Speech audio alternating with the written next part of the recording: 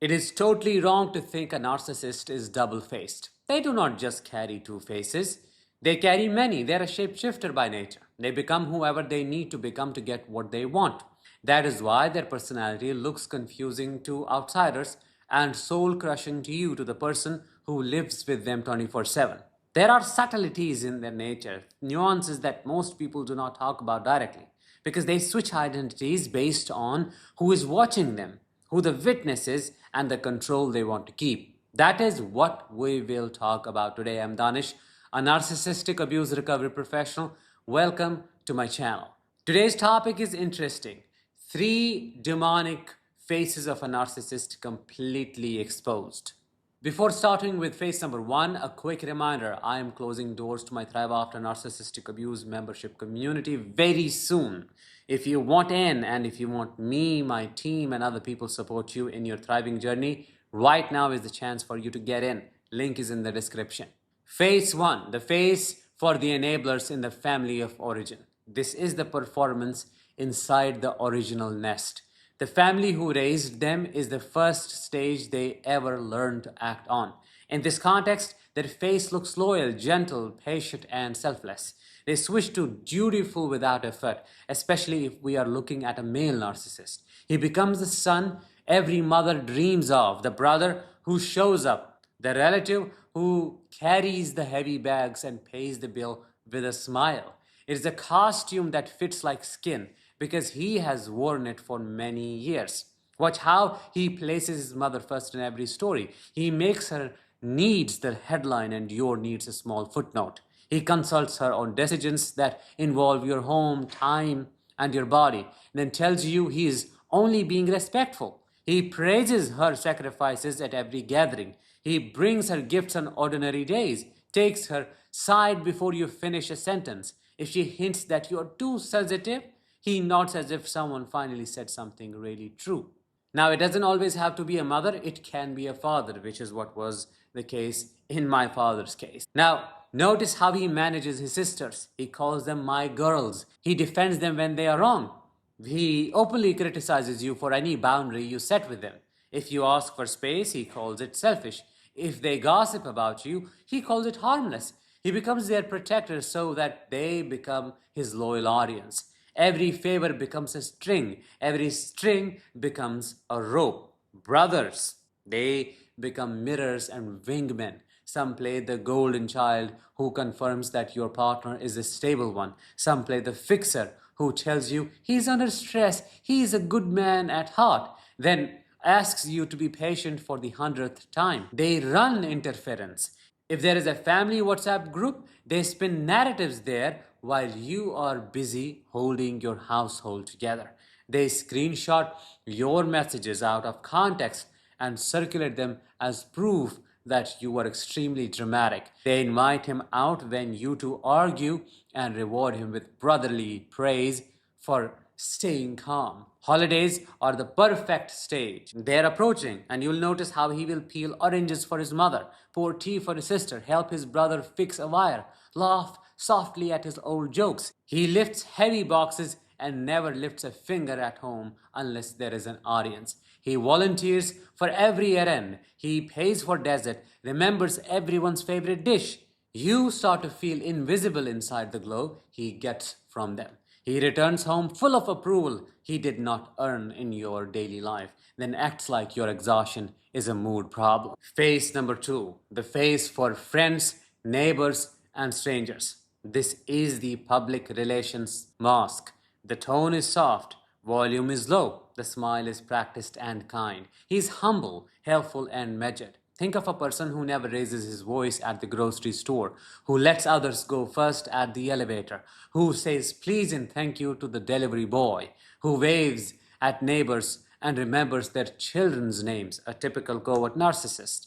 He gathers character witnesses without looking like he is gathering anything at all. He knows the right micro gestures, slight head tilt when listening, short bursts of laughter that make him look easygoing, a hand on the heart when he apologizes for a small inconvenience. He keeps his phone away at the right moments. He compliments the elderly. He carries groceries to a car that is not his. None of this is evil on its own. The intent is the key. He builds a wall of credibility that you cannot climb when you try to tell the truth later. People who meet this face say he's grounded. They say he's patient. They say you are lucky. They will give you advice that makes your stomach twist. He's been always nice to us. I've never seen him angry. Maybe you need date nights. Maybe you are exaggerating things. He looked so concerned when we asked him about your health. They're reporting what they saw. They're not reporting what you live. The gap between those two realities becomes your cage. In social settings, he tracks the room. If someone important walks in, he turns the kindness dial up. If a friend tells a story about their hardship, he turns into a therapist. He looks compassionate, offers resources. He follows up with a message that sounds almost supportive. He will cry at a funeral and deliver a perfect speech about family. Then he will drive home and freeze you out for 3 days because you did not praise the speech enough. That's the narcissistic part. He never shouts in public. He's strategic about it. Anger costs him his image, so he buries it until the front door closes. If a waiter makes a mistake, he smiles and says, "It's fine." If a neighbor blocks his car, he takes a breath and says, "No problem." Later, he tells you that you embarrass him when you ask for what you need. He calls your boundaries rude. He calls your truth a sin, trains you to keep quiet so his reputation can keep breathing. He collects favors that are small enough to look pure and big enough to buy loyalty. Lending a drill, helping move a couch, driving a friend to the airport at 6 a.m., giving a discount to a client. People return this by giving him the benefit of the doubt when you finally speak. They become accidental alibis. Why? Because he trained them with charm. That's it. There is a reason covert narcissists do well here. They are experts at controlling tiny impulses. They know when to look at a face and when to look away. They know when to use humor and when to use silence. They learn the rules of polite society and play them like a violin. You begin to feel like you're exposing a saint. When you seek help, you hear, "He's always respectful to me." That line lands like a punch. You walk home more alone than you were in the morning. The public face is not a lie in the cartoon scene. It's a very thin slice of behavior he chooses to show. It has all the right edges. You cannot fight it with a single story. That is why you begin to doubt yourself. You are not weak. You're outnumbered by a mask he designed to be bulletproof. Phase number 3 and the last one, the phase for you and your children. This is the one with no mask. This is where the monstrousness shows. It is a face that insults when you are most vulnerable, that punishes when you need comfort, that destroys the very room where you are meant to feel safe. Here you meet the real rules he lives by. Win at any cost, control every variable, never admit harm, and keep you confused so you stay. There's a pattern to this cruelty. The day you have good news, what does he do? He goes distant. The day you look beautiful, he says you look tired. The moment you relax, he picks a fight. If you're sick, he disappears or does the bare minimum and harvests praise for it. If you ask for help, he says you are ungrateful. If you catch him in a lie, he switches to tears or rage, whatever silences you faster. He uses the silent treatment like a cage. Hours or days of cold distance inside the same room. He moves around you like you are a ghost. He answers your questions with one word. He laughs at a private joke on his phone while you are crying in the kitchen. When you finally break and beg to talk, he says you're needy and dramatic. Your body starts to live in permanent alert. You cannot sleep well. Your chest stays tight. You jump at small sounds. You apologize for breathing too loud. He sabotages your routines, keeps you awake the night before your important meeting, then calls you unfocused.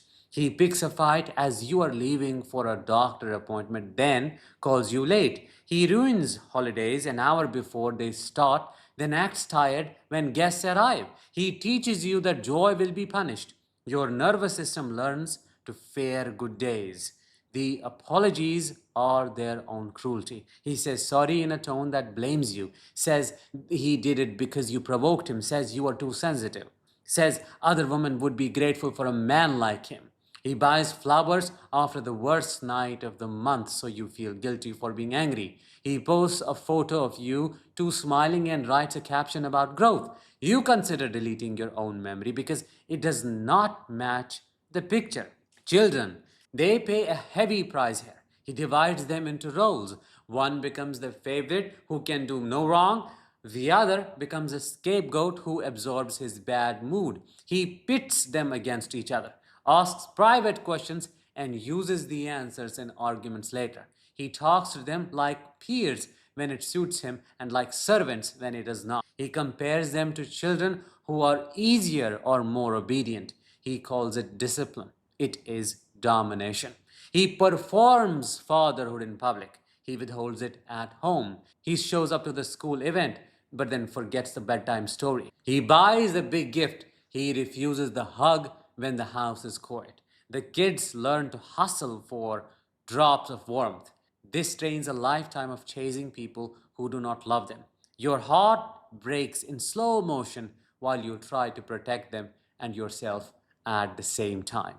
When you stand up for the children, what does he do? He punishes you for turning them against him. If you shield them from his rage, he calls you controlling. If you involve a therapist, he calls you unstable. If you suggest family counseling, he says the real problem is your anger. He moves goalposts. He rewrites history. He edits yesterday within minutes. He tells you what you felt is wrong and what he says happened is right.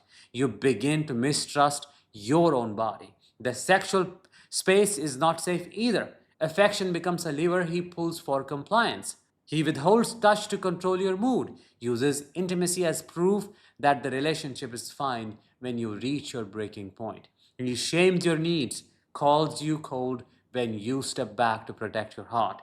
The point is not connection, the point is control. So, all in all, you see the real devil behind the other two masks. And this leaves you with a lifetime of trauma because this is a form of betrayal that nobody except you can understand, and those who have been through this personally. The pain is out of this world, and I can help you heal from it. Join my Thrive After Narcissistic Abuse community membership, and I will provide you all the resources you need to stop surviving and start thriving right away. With that, let's bring this episode to an end. Thank you so much for listening. I will talk to you in the next one. Until then, as always, let the healing begin and continue.